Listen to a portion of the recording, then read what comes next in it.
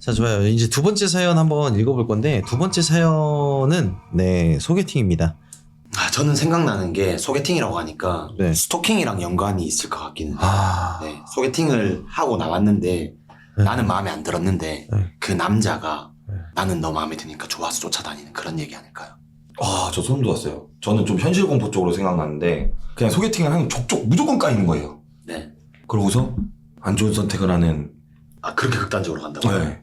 어, 완전히. 소개팅 실패 너무 많이 해서 근데 그렇게 얘기하시니까, 네. 와. 이 옷 입고 하시니까, 네. 이 얼굴로 하시니까, 경험담 같아요. 형님, 시도해봤어요. 장난 아닙니다, 형님. 네. 소개팅 하면 그냥 혹시 토킹 좋아하세요? 토킹 좋아하죠. 네, 졸라 스토킹 같아요. 그렇습니다. 스토킹 경험이 있을 것 같긴 해. 야, 이거 형이 위험해. 형의 느낌이. 근데 이참에 하나 보내자. 형님, 전 봤어요. 형님 저희 구조조정 들어가야 되는데. 아니, 저는 봤어요. 조심하세요. 이 친구가 스토킹 하는 거 전 봤습니다. 누구를 하죠? 저를요. 형님 그건 저도 봤습니다. 어저께 분명히 저를 스토킹하는 걸 저도 봤어요. 네. 그리고 근데 이제 스토킹이라는 거 사실상 웃고 넘길 수는 없는 거죠. 그럼요. 네, 굉장히 위험한 건데 소영님도 성인이니까 네. 소개팅 해보셨나요? 소개팅은 안 해봤습니다. 아니 안 해봤어요? 이거 지금 방송용이야. 방송용 아니라 진짜 안 해봤어요. 진짜요? 그냥 좋아서 따라다녀 살 일이 없긴 하겠다 근데. 줄줄이 섰겠다. 아니 근데 소개팅이라는 게 솔직히 뭐죠? 나 제 소개시켜줘. 이렇게 서로 야 괜찮은 애인데 만나볼래? 그게 소개팅이죠. 예. 네.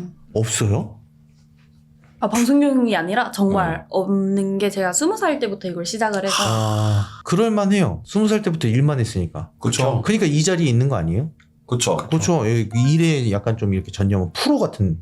와카홀. 네, 그죠. 워홀. 근데 사실 소개팅을 안 해보셨으니까 네. 약간 그런 환상 같은 건 좀 있을 거잖아요. 맞아요. 네, 근데 아직 그러면은 좀 이런 건 있겠다. 소개팅을 해본 경험이 없으면 약간 좀 많은 사람들을 이렇게 많이 만나보지는 못했을 거니까 아직 이런 스토킹 같은 게 얼마나 위험한 건지 혹시 경험은 없으시죠? 스토킹까지는 아닌데 가끔 이제 야구 시즌이 되면 숙소 맞지. 생활을 하는데 숙소 앞까지 따라오시는 분 극성 팬들. 근데 그것 때문에 스트레스를 받긴 받아요, 사실. 숙소 생활 하시는 거면은. 왜냐면은 이분들도 쉬셔야 되잖아요, 맞아요, 사실. 맞아요. 예, 근데 이제 프라이버시. 야, 담배 한 대 줘봐. 이럴 수도 있는 건데, 그거를 가가지고 딱 이렇게 딱 하는데, 여기까지 왜 오셨어요? 이럴 수도 있잖아요. 맞아요. 예, 이럴 수도 있잖아요. 딱 보이면. 프라이버시라는 게 있기 때문에. 그럼요. 장난입니다. 근데 사실 이것도 스트레스지만은 스토킹이 진짜 엄청난 압박감을 줘요. 안 당해보셨으면 좋겠어, 사실. 그럼 이건 범죄잖아. 맞죠. 진짜로. 진짜 너무 힘들더라고요. 네. 뭐가요? 하신 게. 쫓아다니는 게. 예.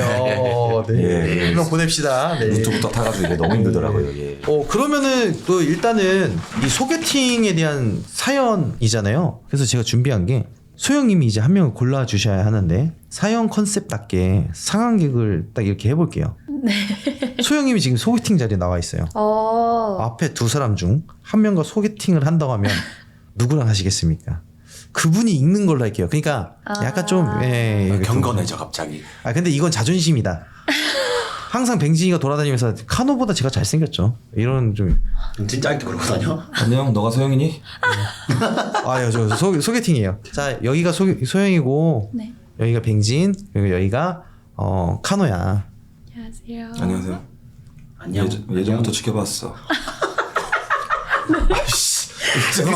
무서워요? 죄송합니다. 무서웠나요? 그러면 조금 너무 두 분 다 좋으시지만 그럴 것 저는 같긴 해요. 네. 이 친구를? 네. 이유를 물어봐도 될까요? 재밌는 사람.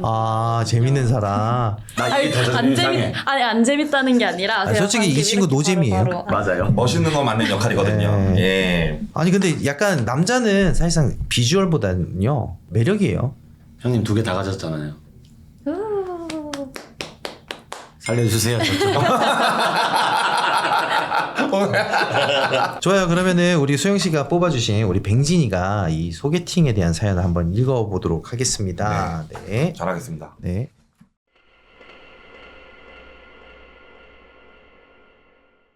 안녕하세요. 경찰 아들이라고 합니다.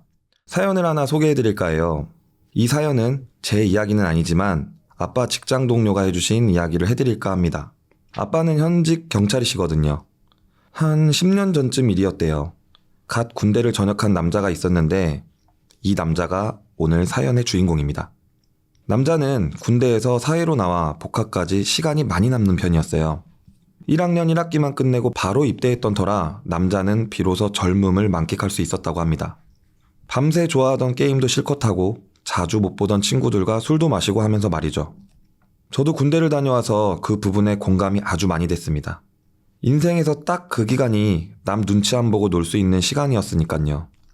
물론 딱 한 달만 그렇게 흥청망청 놀았고 복학까지 남은 시간 동안은 알바도 하고 나름 성실하게 지냈대요. 그런 남자에게도 딱 하나 못 해본 게 있었습니다. 그건 바로 연애였어요.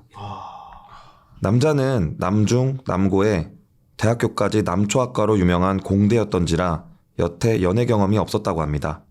남자가 연애에 대한 갈증이 절정에 이르렀을 때 핸드폰 게임을 하던 중 솔깃한 광고를 보게 됐어요. 그건 바로 이성을 소개해주는 소개팅 어플이었죠. 남자에겐 혹할 만한 어플 광고일 수밖에 없었어요. 잠깐 구경이라도 해볼까? 궁금증을 이겨내지 못한 남자는 이미 설치 버튼을 누르고 있었습니다. 번호 인증이며 어플이 요구하는 프로필의 빈칸을 꼼꼼하게 채운 끝에 가입을 완료할 수 있었습니다. 본인의 이상형은 누군지, 어떤 사진을 올려야 좋을지 고민하다 보니 어느새 1시간이 흐른 후였어요. 그렇게 프로필 작성을 완료한 남자는 드디어 소개팅 어플 세계에 발을 디뎠습니다. 남자에게 소개팅 어플 세상은 그야말로 별천지였어요. 하지만 수많은 여성 프로필 중 마음에 드는 프로필을 열람하고 메시지도 보내봤지만 돌아오는 답장은 없었습니다. 그럼 그렇지. 내주의 연애는 무슨 연애냐? 낙담한 남자가 어플을 지우려던 그 순간 시원이 왓츠용님이 대화를 신청하셨습니다. 남자에게 먼저 대화를 신청한다는 알림이 도착하는 게 아니겠어요? 대화 신청을 받게 되면 상대 프로필을 무료로 볼 수 있었는데 상대는 한눈에 봐도 미모가 빼어난 여성이었습니다. 안녕하세요, 모태솔로나님. 네, 안녕하세요. 대박, 신기하다. 진짜 연결됐어. 안녕하세요, 21살 남인여라고 해요. 미녀라는 친구도 어플이 처음이었는지 무심코 대화를 걸었는데 남자가 수락해 신기해하는 눈치였대요. 남자는 그저 여자랑 대화한다는 것 자체가 마냥 좋았다고 합니다. 그렇게 그날은 하루 종일 어플로 이야기를 주고받다가 서로 아이디를 교환해 톡도 주고받기 시작했습니다. 어느새 서로 친해져 말도 놓았대요. 오빠, 그 영화 봤어? 응? 어떤 영화? 당신의 집에 귀신이 산다라는 공포 영화인데 보고 싶다. 아, 그래? 그럼 같이 보러 갈까? 일주일 정도 지나자 어느새 오빠 동생 하는 사이에 이르렀고 곧 만날 약속까지 하게 되었다고 합니다. 떨리는 마음으로 약속 장소에 도착한 남자는 10분이나 먼저 도착해 미녀를 기다렸습니다. 하지만 미녀는 시간이 되어도 약속 장소에 나타나지 않았어요. 초조해진 남자는 톡을 남겼어요. 나 도착했는데 어디야? 미안. 나 화장하느라 늦었다. 혹시 편의점으로 와줄 수 있어? 처음엔 지하철역에서 보기로 했는데 늦을 것 같으니 미리 집 근처로 와달라는 부탁이었습니다. 남자는 처음에 바람 맞은 건 아닐지 걱정했는데 다행히 그런 게 아니라 생각해 흔쾌히 오라는 편의점으로 걸음을 옮겼습니다. 그런데 처음에 편의점으로 오라 했던 미녀의 말과 다르게 시간이 자꾸 지체된다는 이유로 장소를 계속 바꿨어요. 어느새 인적이 드물고 좁은 골목으로 주변 환경이 바뀌었지만 남자는 이상한 낌새를 눈치채지 못했습니다. 남자는 걷고 걸어 결국 미녀의 집 앞까지 도착하고야 말았어요.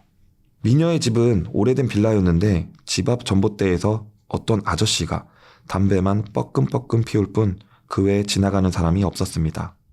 오빠, 진짜 미안해. 5분 기다려도 안 내려오면 301호 초인종 눌러줘. 남자에게 5분은 마치 5년 같았어요. 드디어 만나는구나. 처음 만나면 뭐라고 인사하지? 갖가지 생각을 속으로 하다 보니 5분은 금세 지나가 있었습니다.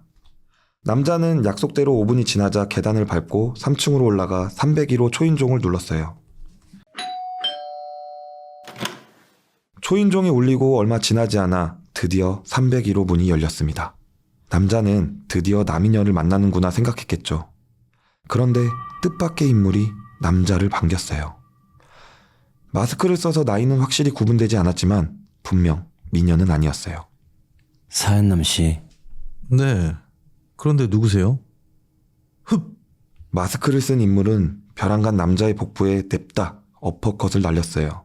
뜻밖의 기습에 남자의 허리는 이미 반으로 접힌 후였죠. 그런데 놀랍게도 어느새 1층에서 담배 피던 아저씨가 뒤에서 남자의 입을 틀어막고 있었습니다. 순식간에 납치된 남자는 집 안으로 끌려가 일방적인 구타를 당하기 시작했어요. 기습을 당한 데다 수적으로 불리해 남자는 저항조차 할 수가 없었습니다. 결국 남자는 손발이 묶이고 말았습니다. 그것도 모자라 눈도 가려지고 입도 청테이프로 막혀 아무 소리도 낼 수 없었습니다. 야, 이 새끼 완전 개탈인데? 아, 나 겁나 있는 척 하더니.